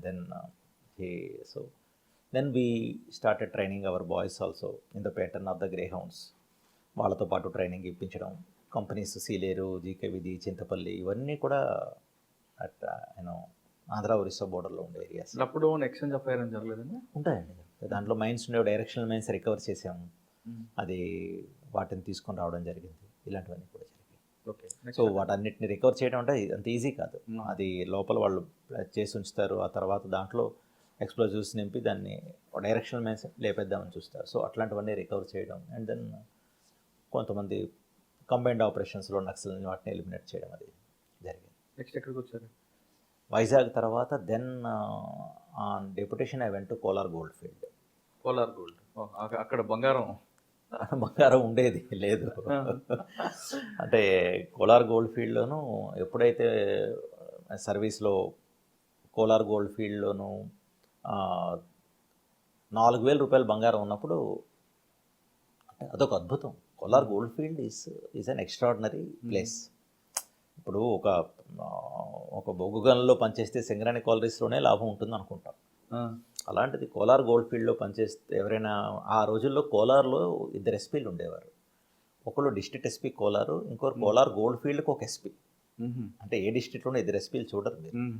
because of that అక్కడ ఉన్నటువంటి గోల్డ్ వీటిని దృష్టిలో పెట్టుకొని అంత సెన్సిటివ్ కాబట్టి అక్కడ 2 ఎస్పీలని అపాయింట్ చేయడం జరిగింది. అండ్ అక్కడ నేను I was there as a estate officer and chief security officer. It is a kind of deputation for a period of 3 years I was there. అప్పటికి బీజీఎంఎల్ క్లోజ్ అయిపోయింది.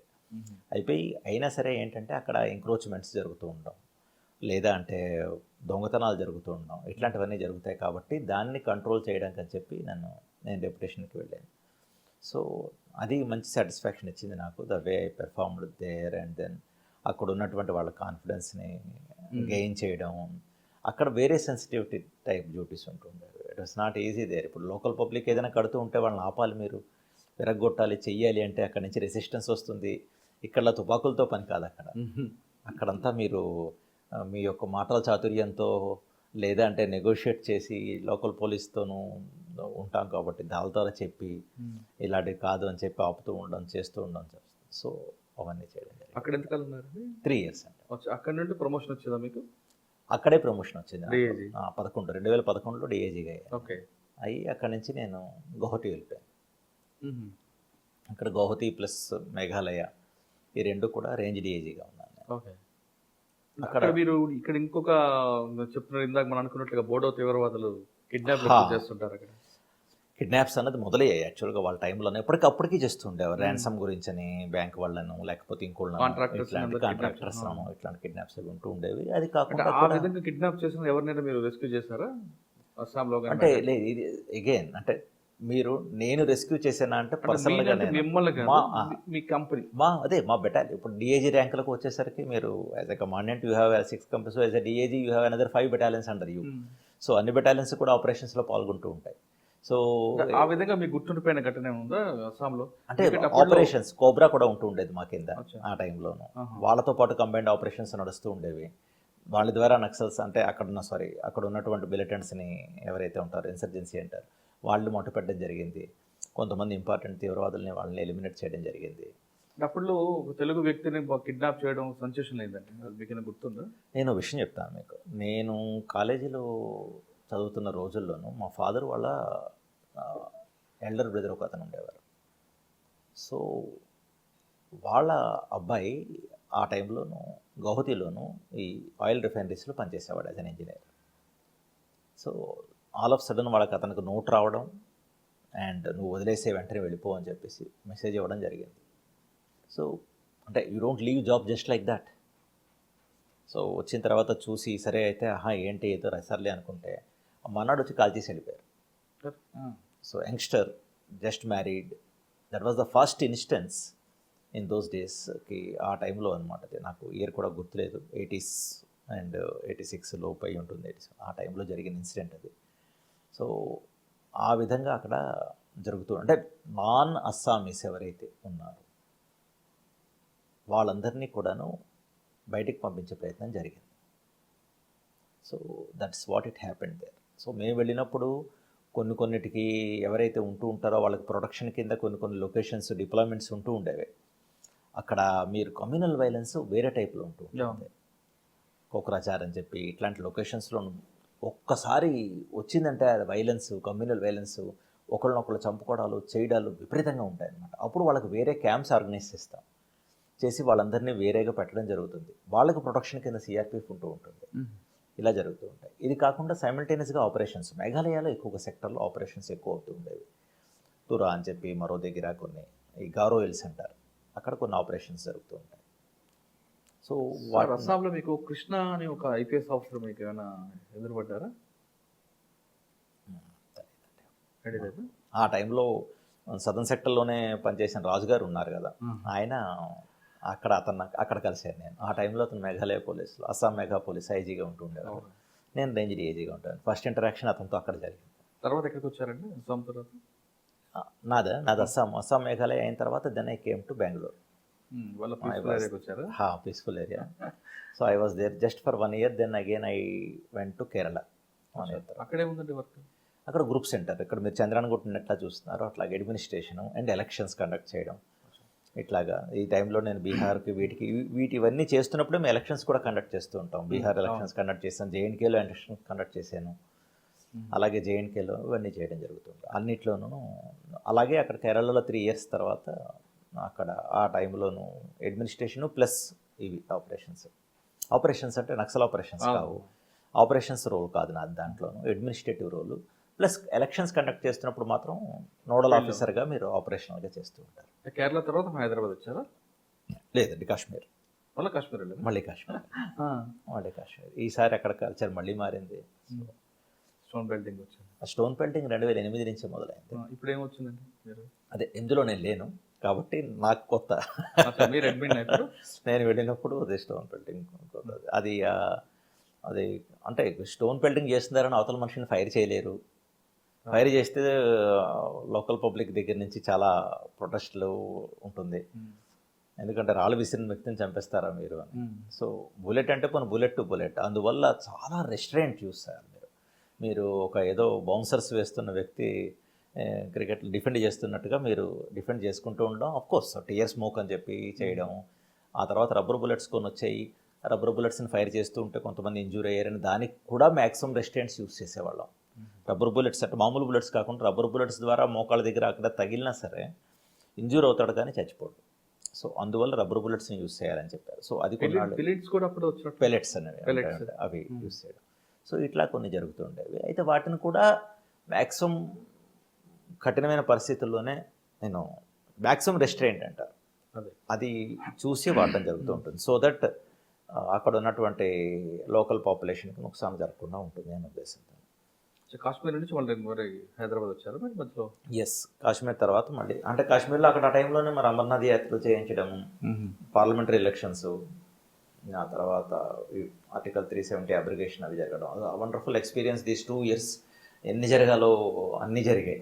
ఒక లైఫ్ టైంలో మీరు అలాంటి ఎక్స్పీరియన్సెస్ చూడాలని లేదు, సర్వీస్ అయిపోవచ్చు. సో అది అయిన తర్వాత అప్పుడు అక్కడి నుంచి మళ్ళీ హైదరాబాద్ రావడం. ఓకే సార్, మీరు తిరిగిన దేశం మొత్తం తిరిగేసారు ఆల్మోస్ట్. మీరు చూసిన ఎంఓలో పర్టికులర్గా ఒక ఎంఓ ఛాలెంజ్గా తీసుకుంది ఏమైనా ఉందా? మోడస్ ఆపరెండి మీరు అట్టుంది. అంటే మీరు చాలా ఎంఓలు చూసారు ఇక్కడ, ఇది ఛాలెంజ్గా ఉంది అని ఒక ఎంఓ ఉందా? అంటే ఫస్ట్ ఫిదాయిన్ అటాక్స్ చాలా కష్టమైందండి. రైట్. అంటే మీరు అవతల మనిషి చచ్చిపోదాం అనుకున్నవాడు ఎంతకైనా బరితెగిస్తాడు. మరి అటువంటి ఆ ఛాలెంజ్ని మీరు అదే నేను మీకు చెప్పాను కదా. సో దానికి ఏంటంటే మనం క్యాంప్ని విపరీతమైనటువంటి ఒక కోటలా తయారు చేసుకొని పెట్టి వస్తున్న వాళ్ళందరినీ జాగ్రత్తగా చెక్ చేయడం. అది ఇనీషియల్లీ ఏదైనా సరే కొత్త మోడస్ ఆపరెండి అవతల వాళ్ళు మొదలు పెట్టినప్పుడు అది డిఫెండ్ చేసుకోవడం అన్నది ఉంటుంది. ఇదొకటైతే ఇంకోటి ఐఈడి కల్చర్ ఉంటుంది. ఇప్పుడు ఈవెన్ నిజామాబాద్ అయితేనంటే వైజాగ్ రూరల్ ఏరియాస్ వెళ్తున్నప్పుడు ఐఈడీలు ఎక్కడైనా ప్లాంట్ చేశారా అన్నది అదొక, ఛత్తీస్గఢ్ అయితేనంటే ఏదేదో ఈ ఏరియాస్లోనూ it is not easy that మీరు ఐఈడీలు ఎక్కడ ప్లాంట్ చేస్తారు దాన్ని డిటెక్ట్ చేసి ఎంతకని అంటే 20-30 కిలోమీటర్లు అదొక హ్యూజ్ ఛాలెంజ్ అనమాట. అదొక రకమైనటువంటి హ్యూజ్ ఛాలెంజ్ ఉంటుంది. కాశ్మీర్కి మళ్ళీ వచ్చేసరికి స్టోన్ పెల్టింగ్లో ఏంటంటే స్టోన్ పెల్టింగ్ని చిన్న విషయమే కదా అనిపించవచ్చు, కానీ స్టోన్ పెల్టింగ్కి మనం రిటాలియేట్ చేసి ఫైర్ చేసేస్తే చిన్న విషయమే. కానీ అలా కాకుండా మీరు దాన్ని డిఫెండ్ చేసుకుంటూ పోయి దాన్ని వాళ్ళకి అవతల వాళ్ళకి డ్యామేజ్ కలగకుండా మనం నియంత్రించుకోవాలి కదండి. కంట్రోల్ రాయొచ్చు మొహం మీద తగిలితే ఎవరికైనా సరే కోపం వస్తుంది కదా. కోపం వచ్చినప్పుడు ఎలా వల్ల చాలా ప్రమాదాలు కూడా ఉన్నాయి. చాలా ఇంతింత బౌల్డర్స్ వాళ్ళకి ట్రైనింగ్ ఉంటుంది దాంట్లో. సో ఇంతింత బౌల్డర్స్, ఆ బౌల్డర్ వచ్చి తగిలితే బుర్ర బదలైపోయిన వాళ్ళు ఉన్నారు. అది చాలా అవి కూడా యాక్చువల్గా చెప్పాలంటే బుల్లెట్ లాగా ప్రమాదకరమైనవి బేసికలీ. అది కాకుండాను ఈ ఫైర్స్ ఉంటాయి కదా, అంటే మీరు వెళ్తూ దరదరం మోటార్ వెహికల్ వెళ్తూ దరదరం ఫైర్ చేసి వెళ్ళిపోవడం. సో డిప్లాయ్మెంట్లో రోడ్డు మీద ఉంటారు, డిప్లాయ్మెంట్ పెట్రోలింగ్ చేస్తూ ఉంటారు, మోటార్ బైక్ మీద చలికాలంలో వాళ్ళు ఫెరానని వేసుకుంటారు పైనుంచి కింద వరకు. దాంట్లో మరి రైఫిల్ ఉండొచ్చు, ఉన్నాయి కూడా. దాన్ని వెళ్తూ ఒకసారి దాని 4-5 ఫైర్ చేసుకుని వెళ్ళిపోతారు. సో మీరు బయటికి వెళ్ళారు అంటే మీరు ఎనీథింగ్ కెన్ హ్యాపెన్ అన్నటువంటి పరిస్థితులు అవి.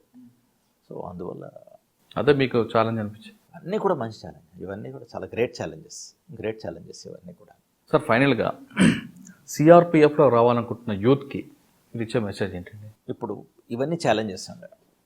నేను చూస్తూ ఉంటాను యూత్ అడ్వెంచర్ స్పోర్ట్స్ అని ఇదని అదని అన్నీ చేస్తూ ఉంటారు కదా. ఫస్ట్ ఆఫ్ ఆల్ అడ్వెంచర్ కావాలనుకున్న వాళ్ళకి సిఆర్పిఎఫ్ మించినటువంటి అడ్వెంచర్ ఇంకోటి ఉండదు. Every day is a new day to you, every day is an adventure. And at the end of the day నేను మరో జాబ్లో పనిచేస్తే మీ ముందు కూర్చొని మీరు నన్ను అరగంట అడగరు కదండి. సో దీంట్లో ఉండే ఛాలెంజెస్ని ఫేస్ చేస్తూ సక్సెస్ఫుల్గాను అండ్ నాకంట ఇప్పుడు నేను చేసిన దానికంటే ఎక్కువ చేసిన వాళ్ళు ఉన్నారు. వివిధ డెప్యుటేషన్స్లో ఉంటూ ఎన్ఎస్సీ ఎస్పీజీసీ లాంటిలోనూ లేకపోతే ఎన్డీఆర్ఎఫ్లోనూ పనిచేస్తూ ఇటువంటి వాళ్ళు ఉన్నారు. అన్ని రకాలటువంటి ఎక్స్పీరియన్సెస్ దీనికి మీరు కలుగుతాయి బేసికల్లీ. సో అటువంటి ఎక్స్పీరియన్సెస్తో ఉండేటువంటి జాబ్ కావాలి. ఒక అడ్వెంచరస్, ఒక మంచి బ్రహ్మాండమైన జాబ్ సాటిస్ఫాక్షన్, ఒక యూనిఫామ్ వేసుకున్న ప్రైడ్, ఒక జనరేషన్స్కి so and so work in our forces, అటువంటి సంతృప్తినిచ్చే జాబ్ కావాలి అంటే మీరు ఈ ఫోర్సెస్కి జాయిన్ అవ్వాలి. అది మీకు ఒక జజ్బా ఉండాలి. ఒక విధంగా మామూలు భాషలో చెప్పాలంటే కిక్ అంటారు కదా, ఆ కిక్ కావాలనుకుంటారు మీరు ఈ ఆర్గనైజేషన్లో జాయిన్ అవ్వాలి. అండ్ రెండోది ఏంటంటే, పోనీ బాబు నాకు ఈ కిక్కులు అడ్వెంచర్లు కాదు, I just want a good job కదండి. అంటే you have different type of people అనుకున్న వాళ్ళు ఎవరైనా ఉన్నారంటే యూత్, మీరు ఒక ప్రైవేట్ కంపెనీలో పనిచేసి ఒక ఈ రోజుల్లోనూ టీసీఎస్ అవనండి, మిగతా కంపెనీలు అవనండి 3.5 లక్షలు 4 లక్షలతో మీకు జాబ్ అవగానే వెంటనే వాళ్ళు తీసుకొని జాయిన్ చేయిస్తారు. నేను over a period of time చూస్తున్నది ఏంటంటే, వాళ్ళ దాంట్లో శాలరీ వైజ్ చూసుకుంటూ ఉంటేను పెద్దగా ఎదుగుదల కనిపించట్లే. వేరేజ్ ఇక్కడ joining, even as a constable somebody is joining, he is getting around let us say 40,000 rupees దాకా. అది కూడా ఏంటి కాస్ట్ టు ద కంపెనీ అని కాదు, వాళ్ళకి దాంతోపాటు మీకు హెచ్ఆర్ఏలు, దాంతోపాటు ట్రాన్స్పోర్టేషన్ టీఏడిఏలు, అది కాకుండా ఉండడానికి అకామిడేషను, వీటన్నిటితోనూ వాళ్ళకి ఉద్యోగాలు ఇవ్వడం జరుగుతుంది. I'm talking about 10th class pass అయిన వాళ్ళ గురించి. అలా కాకుండా డిగ్రీ పాస్ అయిన వాళ్ళు ఉంటారు, వాళ్ళు సబ్ ఇన్స్పెక్టర్గా వెళ్ళొచ్చు, ఆఫీసర్గా వెళ్ళొచ్చు, ఈ పోస్టులు కూడా ఎపేర్ అవుతూ ఉండొచ్చు. ఏఎస్ఐ అంటారు, హెడ్ కానిస్టేబుల్స్ అంటారు, మినిస్టీరియల్, దానికి ఇంటర్మీడియట్ పాస్ అయిన వాళ్ళు వెళ్తూ ఉంటారు. So if I say in the officer rank, అది కాదండి నేను గ్రాడ్యుయేషన్ అయింది, ఇంజనీరింగ్ అయింది అంటేను ఒక కాంపిటేటివ్ ఎగ్జామినేషన్స్ కూర్చొని ఫోర్సెస్లో కానీ రాద్దాం అనుకుంటే ఎగ్జామినేషన్ వస్తే వాళ్ళు మీరు ఇంకెక్కడ ఏ పని చేయండి, you maybe doing a good, ఒక ప్రైవేట్ కంపెనీకి 15 లక్షలు అవ్వచ్చు, 16 లక్షలు అవ్వచ్చు, 20 లక్షలు అవ్వచ్చు, ఎంతైనా అవ్వచ్చు. మీరు ఐపీఎస్ ఆఫీసర్స్ని చూస్తూ ఉంటారు, ఐఏఎస్ ఆఫీసర్స్ని చూస్తూ ఉంటారు. ఎప్పుడైనా సరే అకాడమీలో మాట్లాడితే దాంట్లో వచ్చిన వాళ్ళు చాలామంది ఐఐటీ నుంచి వచ్చిన వాళ్ళు, ఐఏఎం చేసి వచ్చిన వాళ్ళు, జీతాలు తక్కువని రారు, వాళ్ళకి ఆ ఫీల్ కావాలనుకుంటారు, యూనిఫామ్ వేసుకున్న ప్రైడ్ కావాలనుకుంటారు. So which is the tougher examination. So what I want is that if you want the second best, if you can try the first best, fine. If you want to try the second best, so this is the organization which will offer you the similar kind of challenges, similar kind of what do you call that, adventure and status, everything. So అందువల్ల what I strongly recommend. అదే కాకుండా ఇప్పుడు ఇది ఉద్యోగం చేస్తున్నారు మీరు, ఒక private కంపెనీలో ఎవరైనా జాబ్ చేసి ఆ మనిషికి ఒక యాక్సిడెంట్ అయింది, వాడు జాబ్లోంచి ఇంకా లాభం లేదే అని వెళ్ళిపో అంటారు, హ్యాండిక్యాప్ అయ్యండి వాడు వెళ్ళిపోతాడు. ఆ తర్వాత వాడు ఏం చేయాలో తెలియదు, ఫ్యామిలీ ఏం చేయాలో తెలియదు. అలాగే కోవిడ్ వచ్చింది, చాలామందికి ఉద్యోగాలు పోయి, అది కాకుండా మిగతా వాళ్ళకి 40% 50% శాలరీ కట్ చేసి మీరు పనిచేయండి అన్నారు. ఇవి ఏమీ లేకుండాను మంచి జాబ్ సెక్యూరిటీతో, ఈవెన్ ఆపరేషన్స్లో వాటిలో మీరు ఇంజూర్ అయినా, అదర్వైజ్ ఆల్సో ఇంజూర్ అయినా సరే వాళ్ళకి ప్రొటెక్షన్ తీసుకోవడం జరుగుతుంది. తీసుకుంటూ వాళ్ళకి సర్వీస్లో ఉండగా అన్ని రకాలైనటువంటి ఫెసిలిటీస్తో పాటు మనం ఉంచడం జరుగుతుంది. అలా కాకుండా ఏదైనా సరే ఒక ఆపరేషన్ జరిగింది, ఆపరేషన్లోనూ ఇంజూర్ అయ్యారు, షహీద్ అయ్యారు అంటే ఏనుగు బతికినా పోయినా దానికి వాల్యూ ఉంటుందంటారు. అదేవిధంగాను ఫోర్స్ పర్సనల్లో బతికున్నప్పుడు ఆ ఫ్యామిలీ అనుభవించేటువంటి రెస్పెక్ట్, ప్రైడ్ ఒక విధంగా ఉంటే, ఏదైనా కారణం వల్ల ఆ మనిషి కానీ షహీద్ అయితే, అన్నిటికంటే మించింది ప్రాణభయం అయితే, ఆ మనిషికి అన్ని గవర్నమెంట్ లాంఛనాలతోనూ, అంటే with all kind of respects ఒక ఇండియన్ ఫ్లాగ్తో రెస్పెక్ట్ చేయడం అన్నది ఊరంతా కదిలొస్తుంది. ఆ ప్రైడ్ అన్నది కలగడం అన్నది అది సామాన్యం. ఇప్పుడు అదేంటంటే డెత్ అయిన తర్వాత ఎవరు చూడొచ్చారు అంటే ఒక మామూలుగా ఒక సాఫ్ట్వేర్ ఇంజనీర్ పనిచేసుకుంటూ పాపం యాక్సిడెంట్లోనో దేంట్లోనో పోతే ఇవన్నీ ఉండవు కదా. Whereas in CRPF even any kind of death he will be given due respect, he will be given all kind of homage pay చేస్తారు, ఆఫీసర్ వెళ్తారు. సో ఇట్లాంటివన్నీ జరుగుతూ ఉంటుంది. అదే కానీ ఆపరేషన్స్లో అయితే ఇంక చెప్పక్కర్లేదు, గన్ సల్యూట్స్ లాంటివి. సో ఇంత రెస్పెక్ట్తో వాళ్ళని మనం ఫేర్వెల్ ఇవ్వడం జరుగుతుంది. అది వాళ్ళ ఫ్యామిలీస్కి చిరకాలం గుర్తుండిపోయేటువంటి రెస్పెక్ట్. ఇది కాకుండా వాళ్ళకి ఛత్తీస్గఢ్ అయితేనేంటి, జేఎన్కే అయితేనేంటి ప్రతి గవర్నమెంట్ నుంచి గ్రాట్యుటీ ఇస్తూ ఉంటుంది. 50 లక్షలు, 25 లక్షలు, మీకు గుర్తుండే ఉంటుంది. కేజ్రీవాల్ గారు 1 crore రూపీస్ ఇచ్చారు ఒకసారి ఇట్లాగా. సో ఈ విధంగాను వాళ్ళకి గ్రాట్యుటీ ఇస్తూ ఉంటారు. రిస్క్ ఫండ్ అని ఉంటూ ఉంటుంది, దాని నుంచి డబ్బులు వస్తూ ఉంటాయి. ఫుల్ పెన్షన్ ఇవ్వడం జరుగుతుంది ఫ్యామిలీకి. అండ్ ఓకే, పేరెంట్స్ అయితే పేరెంట్స్, లేదా అంటే వైఫ్ అయితే వైఫ్, వాళ్ళందరికీ ఉద్యోగం. వాళ్ళ ఫ్యామిలీలో ఎవరైనా సరే 18 years అండ్ అబవ్ ఉండి వాళ్ళు అప్లై చేసుకుంటే వాళ్ళకి జాబ్ ఇవ్వడం జరుగుతుంది. ఇంతలా వెల్ఫేర్ చూడడం, అది కూడాను మ్యాటర్స్ ఫ్యామిలీస్ని పిలిచి మాట్లాడి వాళ్ళతో పాటు ఇంటరాక్ట్ అయ్యి ఏదైనా ప్రాబ్లమ్స్ ఉన్నాయా అని చెప్పి చేయడం జరుగుతూ ఉంటుంది. అవన్నీ చూసుకొని వాళ్ళకి కావాల్సిన వెల్ఫేర్ చూడడం జరుగుతుంది. దానికోసం ఒక బోర్డు ఉంటుంది. అంటే మనిషి 4 CRPF is with the jawan, with the officer, with that subordinate officer, even when he is in service, even after his retirement. That is the kind of support a CRPF extends. So మీరు adventure అనుకోండి, మీరు దేశం కోసం సేవ చేస్తున్నాం అనుకోండి, అలా కాదు మాకు జాబ్ సెక్యూరిటీ కావాలనుకోండి. ఇప్పుడు ఒక ప్రైవేట్ పర్సన్ జాబ్ తీసుకుంటే దాంతోపాటు ఇన్సూరెన్స్ అప్లై చేసుకుంటాడు. మెడికల్ ఎంత అవునండి, 5 లక్షలు ఇస్తారు, మీకు 10 లక్షలు ఇస్తారు. ఇక్కడ మీరు మీ డిపెండెంట్స్ అందరికీ కూడాను మెడికల్కి సంబంధించి ఎంత ఖర్చు అయినా సరే గవర్నమెంట్ ఫ్రీగా భరిస్తుంది మీకు. ఇన్ని ఫెసిలిటీస్ ఉంటున్నటువంటి డిపార్ట్మెంట్. దీంట్లో ఒకటే చిన్న సమస్య ఏంటి అంటే మనుషులు అన్ని సమయాల్లో వాళ్ళ ఫ్యామిలీతో ఉండడానికి అవకాశం ఉండదు. That is the major challenge. వాళ్ళకి ఏంటి అంటేను, అరే ఫ్యామిలీతో పెట్టుకోవడానికి నాకు అవకాశం అన్ని చోట్ల ఉండదు. హైదరాబాద్లో ఉన్నారు, తర్వాత నేను చెప్పినట్టు కాశ్మీర్ వెళ్తారు, లేకపోతే ఇంకో దానికి వెళ్ళవలసి వస్తూ ఉంటుంది. ఆ ఛాలెంజ్ ఉంటుంది. Other than that life threat, లైఫ్కి సంబంధించినటువంటి అటాక్స్ గురించి కోవిడ్లో ఎంతమంది పోయారండి? అంతకంటే ఎక్కువ మంది కాదు. అంటే నేను అంటుంది ఏంటంటే మనిషి ఒక మంచి అదేంటది ఒక పద్యం ఉంటుంది, భూమి నాది అన్న భూమి పక్కున నవ్వు. ఓకే, అలాగే దాన్ని ఏంటది ధనము నాది అన్న ఏదో ధనము నవ్వు. ప్రాణభయంతో ఉన్నవాడిని చూసి కాలుండు నవ్వురా విశ్వదాభిరామ వినురువేమ అంటాడు. అంటే ఎవరైనా ప్రాణభయంతో భయగా అంటుంటే వాడిని చూసి కాలుండు నవ్వుతాట. నువ్వు భయపడి ఇక్కడ అక్కడ దాంకుంటున్నావు, ఆ టైం వచ్చినప్పుడు నేను తీసుకెళ్ళిపోతాను ఎట్లాగైనా సరే. సో నా పాయింట్ ఏంటంటేను, దీనిగా పెట్టుకొని అమ్మో అనుకోవడానికి లేదు. ఫోర్స్లో జాయిన్ అయిన వాళ్ళు ఎవరికి కూడా అటువంటి మైండ్ సెట్ ఉండదు.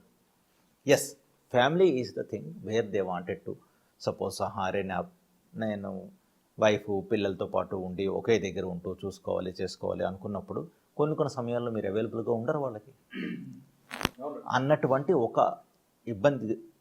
This is the nature of the job. ఇది ఒక nature of the job. This can happen with anyone. ఎంత సీనియర్ ఆఫీసర్స్కి వెళ్ళినా సరే ఎక్కడైనా ఉండొచ్చు ఇది. అదర్వైజ్ ఈ జాబ్ అంతా బెస్ట్ జాబ్ ఇంకోటి మీకు ఉండదు. And I strongly urge youth అవనండి, నేను వెళ్ళి చెప్తూ ఉంటాను కూడా, నేను చదివిన స్కూల్స్ అయితేనంటే వాటిల్లో వెళ్ళి you should come and join this organisation. దాని ద్వారా మీకు ఉండేటువంటి ఫెసిలిటీస్ ఏవైతే ఉంటాయో, ఇన్ని రకాలైనటువంటి ఫెసిలిటీస్ ఉంటాయి, ఇవన్నిటిని కూడా మీరు పొందవచ్చు. మీ పేరెంట్స్, మీ ఫ్యామిలీ, మీ చిల్డ్రన్ అందరికీ కూడా ప్రొటెక్షన్ ఉంటుంది అని. ఇంకోటి, ఇప్పుడు శ్రీశ్రీ గారు మహాప్రస్థానంలో చెప్పినట్టు వీటన్నిటితో మీకున్నటువంటి వెల్ఫేరే, మీకున్నటువంటి మానిటరీ బెనిఫిట్స్, వీటన్నిటితో పాటు నేను సైతం ప్రపంచ అగ్నికి సమిధినొక్కటి ఆహుతి ఇచ్చానంటాడు, నేను సైతం విశ్వగొంతకు అసలు ఒకటి ధారపోసానని. ఈ ఫీల్ ఉంది చూసారా, ఆ ఫీల్ వేరు. అది మరి అది బోనస్ మీకు. దాన్నే దృష్టిలో పెట్టుకొని వస్తారా, లేకపోతే దీంతో పాటు ఆ ఫీల్ ఉన్నది మీకు ఉంది కాబట్టి వస్తారా అన్నది I just leave it to the choice of the youth. Routine job కాకుండా కిక్కున్న జాబ్ చేయాలనుకుంటే ఖచ్చితంగా సిఆర్పిఎఫ్ రండి అంటున్నారు శ్రీనివాస్ గారు. సాహసం చేయడంతో పాటు దేశానికి సర్వీస్ చేశామనే ఒక తృప్తి కూడా మిగులుతుందంటారు. కుటుంబ పోషణ కోసం చేయాలనుకుంటే చాలా జాబ్లు ఉంటాయి, కానీ దేశానికి సేవ చేయడంతో పాటు ప్రజలకు సేవ చేయొచ్చు. ఈ రెండు ఒకే డిపార్ట్మెంట్, అదొక శక్తి లాంటిది సిఆర్పిఎఫ్ అంటున్నారు శ్రీనివాస్ గారు. ఖచ్చితంగా అందరూ కూడా సిఆర్పిఎఫ్లో జాయిన్ అవ్వండి, ప్రజలకు సేవ చేయండి, దేశానికి సేవ చేసినట్లుగా ఒక అవకాశంగా ఉంటుంది. ఇదిలో ఉంటే ఇటీవల కాలం నమ్మరలేని సిఆర్పిఎఫ్ ప్రతి జవానికి కూడా మా తరపున శ్రద్ధాంజలి. వాళ్ళ కుటుంబాలకి ఎప్పుడు దేశం గుర్తుంచుకుంటుందని గుర్తించి ఇది ఈ వారం శ్రీనివాస్ గారితో ఎక్స్క్లూజివ్ ఇంటర్వ్యూ. వచ్చే వారం మరో గెస్ట్తో మళ్ళీ కలుద్దాం.